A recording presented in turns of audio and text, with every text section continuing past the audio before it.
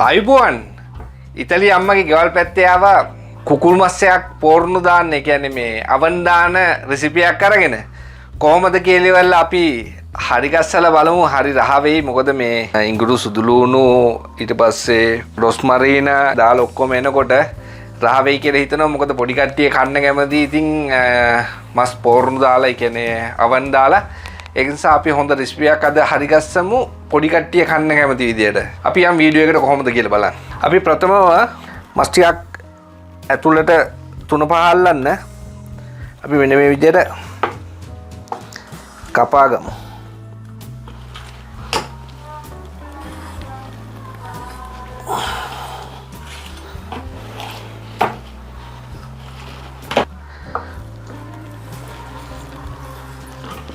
මේ විදියට හදාගෙන අපේ දැන් පේස්ට් එක හදාගන්න ඉඟුරු ගමු. ඒ වගේම සුදු ලුණු බික් 4ක් විතර ගමු. සුදු ලුණු බික් ලොකු 4ක් වගේ ඇති වෙයි. ඒ විදියට මේව කරගෙන අපි පොඩ්ඩක් මෙහෙම තලාගෙන ඉස්සරහාර ඒ කෑල්ල අයින් කරලා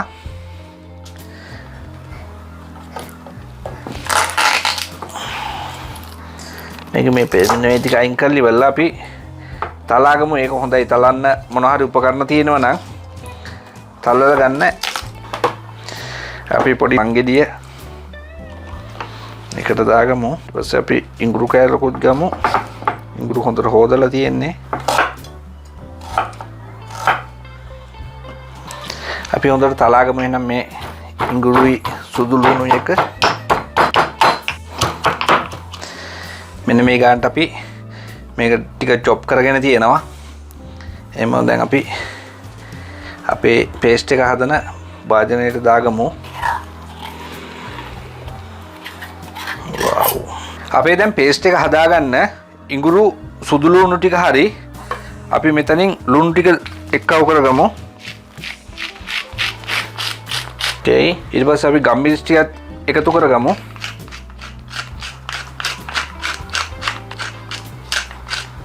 පොඩි කට්ටියට ගන්න නිසා මම වැඩි ඒව කරන්නේ නැහැ. ඒ වගේම අපි කහ ස්වල්පයක් මිරිස් කුඩු ගන්න. පොඩි අයට නිසා අපි පොඩ්ඩයි ගන්නේ. ඔයාලා ඇති තරමට ගන්න.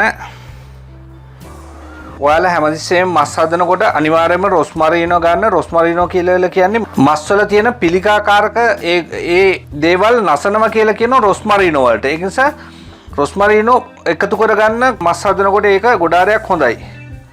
මේ ටික මෙහෙම එකව කරගත්තත් කමක් නැහැ. ඉතින් පියලියව හරි කමක් නැහැ. එකතු කරගන්න රොස්මරීනෝ හරි. ඊට පස්සේ අපි ඔලිව් ඔයිල් තමයි පාවිච්චියට ගන්නෙ. නමුත් උයන්න ගන්න මොන යම් හෝ තෙල් වර්ගයක් භාවිතා කරන්න පුළුවන් මේ පේස්ට් එක හදාගන්න. තෙල් මේස හැඳි 3-4ක් විතර වෙන්න වගේ දාගන්න. ඊට පස්සේ අපි මේ විදිහට පේස්ට් එක දැන් රෙඩි කරගන්න පුළුවන්. මෙන්න මේ විදිහට හොඳට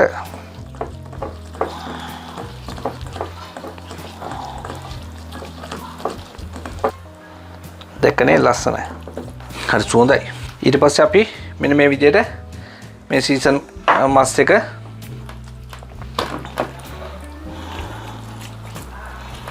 හොඳට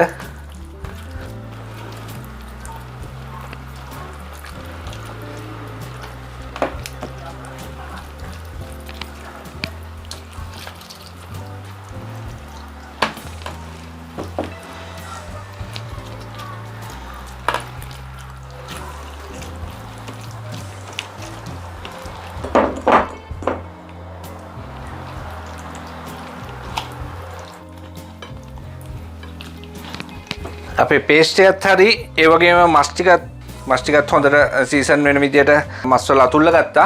මේ විදියට පේස්ට් එක තවරගත්ත මස් ටික පැය භාගයක් විතර තියලා තියන්න. විනාඩි 45ක් විතර තියලා තියාගන්න පුළුවන් වුණොත් හොඳයි. මොකද මේ මස් වලට හොඳට මේ ලුණු ඉඟුරු ගම්මිරිස් ඊට පස්සේ සුදු ලුණු හොඳට අල්ලන්න. මේ විදියට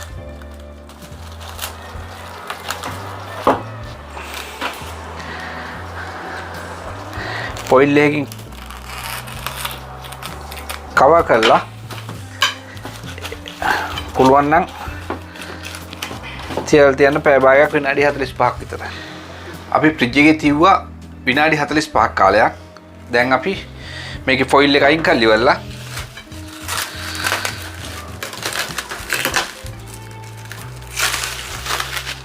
ඊට පස්සේ ඇලුමිනියම් ෆොයිල් එකක් දාගමු මස් එක පොරණු දාන්නට.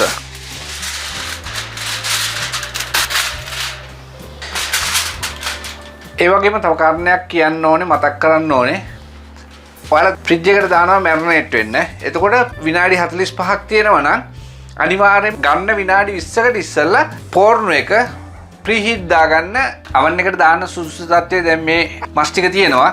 අපිට අවන් එකට දාන්න විතරයි තියෙන්නේ. ඒ නිසා අනිවාර්යයෙන්ම මම ඉස්සෙල්ලා මතක් කරා වගේ 180ට ප්‍රීහීට් කරලා තියාගන්න. ඊට පස්සේ එහෙමම අවන් එකට මේක දාලා ඉවරලා විනාඩි 30ක් මම හිතන්නේ 30ක් හොඳටම ඇති. මොකද කුකුල් මස් එච්චර අවශ්‍ය නැහැ ගොඩාරයක් වෙලා තියන්න. විනාඩි 30ක් හොඳටම ඇති.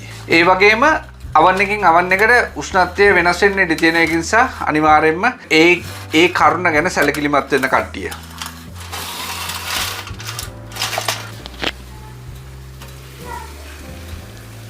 දැන් මස් එක හොඳටම තැම්බිලා තියෙන්නේ. නමුත් අර මේ ගෝල්ඩන් බ්‍රවුන් ගතිය එන්නේ නැහැ මේ විදිහට ෆොයිල් එකකින් වහලා තියෙන නිසා. ඒක නිසා අපිට ෆොයිල් එක අයින් කරලා ඉවරලා විනාඩි 5ක් හෝ 10ක් අර බ්‍රවුන් ගතිය එන්න වහලා තිබුණා නම් හරි. දැන් පේනවනේ තැම්බිලා තියෙන සම්පූර්ණම. දැන් අපිට ඕනේ අර බ්‍රවුන් ගතිය එන්න. ඒ බ්‍රවුන් ගතිය එන්න මේ ෆොයිල් එක අයින් කරලා එහෙමම විනාඩි 10ක් විතර තිබුණා හරි. මේ පේනවනේ හොඳට තැම්බිලා තියෙන්නේ. මේ රයිට්.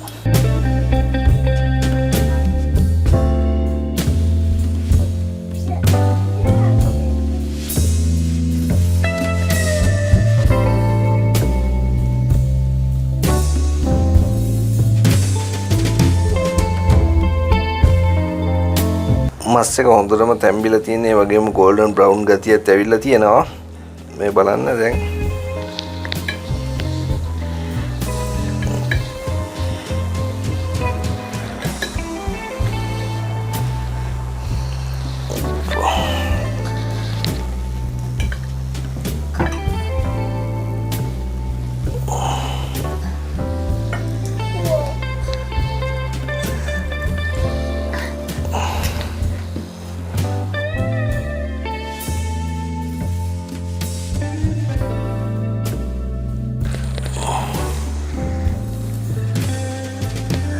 Buona. Vikate. Buona.